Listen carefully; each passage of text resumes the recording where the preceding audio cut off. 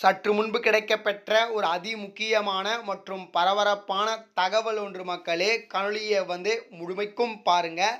எடப்பாடி அவர்களுக்கு தலையில இடி இறக்கினது போல பார்த்தீங்கன்னா தற்பொழுது ஒரு சம்பவம் ஒன்று நடந்திருக்கிறது. குறிப்பாக அதிமுகவில் உருவாகும் நால்வர் அணி. அந்த நால்வர் யார்? அது பரபரப்பு. சமாளிப்பாரா இபிஎஸ்? இதை பற்றி தான் இந்த காணொலியில் பார்க்க போகிறோம். மிக முக்கியமான காணொலி.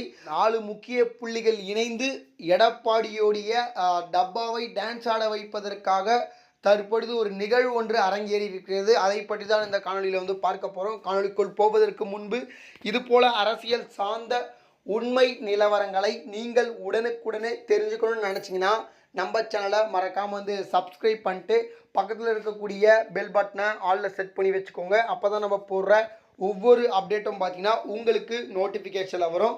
இப்போ வாங்க வீடியோக்குள்ளே போயிடலாம். அதாவது எடப்பாடி தலையில் இடியை இறப்பது போல பார்த்தீங்கன்னா தற்பொழுது ஒரு சம்பவம் அரங்கேறி இருக்கிறது. குறிப்பாக அதிமுகவிலிருந்து நீக்கப்பட்டவர்கள் அனைவரும் ஒன்று திரட்டி எடப்பாடியுடைய கூர்மையான கத்தியாக மாறுவதற்கான வாய்ப்புகள் இருக்குது. அதாவது எடப்பாடிக்கு எதிராக குறிப்பாக அவர்கள் யார் யார் அப்படின்னு சொல்லிட்டு அனைவருக்குமே தெரியும்.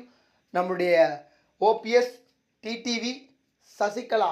இதில் இன்னொரு முக்கியமான புள்ளி வந்திருக்கிறாரு. அது யாருன்னா பார்த்தீங்கன்னா நம்முடைய செங்கோட்டையன் அவர்கள்.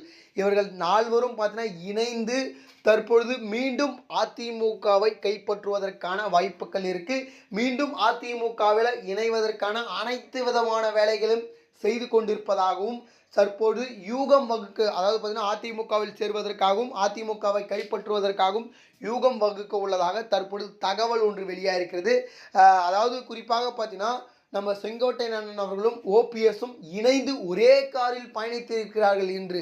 அதாவது நேற்று, அதாவது பார்த்தீங்கன்னா எப்படி சொல்கிறதுனா, பசுமை பொன் முத்துராமலிங்கம் அவருடைய சிலைக்கு பார்த்தீங்கன்னா மாலை அணிவித்து வந்திருக்கிறார்கள். அப்போ டிடிவி தினகரன், சசிகலா, ஓபிஎஸ் அப்புறமா செங்கோட்டையன் இவர்கள் நால்வரும் பார்த்தீங்கன்னா இணைந்து பேச்சுவார்த்தை நடத்தியிருப்பதாகவும் தற்பொழுது இணைவதை குறித்து ஒரு முக்கியமான முடிவுகளை எடுக்க உள்ளதாகவும் தற்பொழுது தகவல் வெளியாக இருக்கிறது. இதை சமாளிப்பாரா இபிஎஸ்? இவருக்கு ஏற்கனவே பார்த்தீங்கன்னா ஏகப்பட்ட பிரச்சனைகள் இருக்கிறது.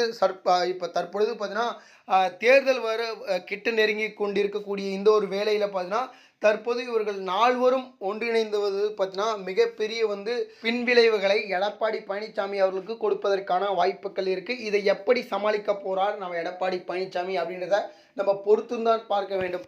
ஒருவேளை இவர்களை மீண்டும் எடப்பாடி பழனிசாமி அதிமுகவில் இணைத்து கொண்டால் எப்படி இருக்கும் அப்படின்றத மறக்காமல் கமெண்ட் செக்ஷனில் கமெண்ட் பண்ணுங்கள். இதுபோல் சுவாரஸ்யமான அரசியல் உண்மை நிலவரங்களை நீங்கள் உடனுக்குடனே தெரிஞ்சுக்கணும்னு நினச்சிங்கன்னா நம்ம சேனலை மறக்காமல் சப்ஸ்கிரைப் பண்ணிட்டு பக்கத்தில் இருக்கக்கூடிய பெல் பட்டனை ஆலில் செட் பண்ணி வச்சுக்கோங்க. அப்போ தான் நம்ம போடுற ஒவ்வொரு அப்டேட்டும் பார்த்தீங்கன்னா உங்களுக்கு நோட்டிஃபிகேஷனில் வரும். நன்றி மக்களே. அடுத்தடுத்த வீடியோவில் சந்திப்போம். நன்றி, வணக்கம்.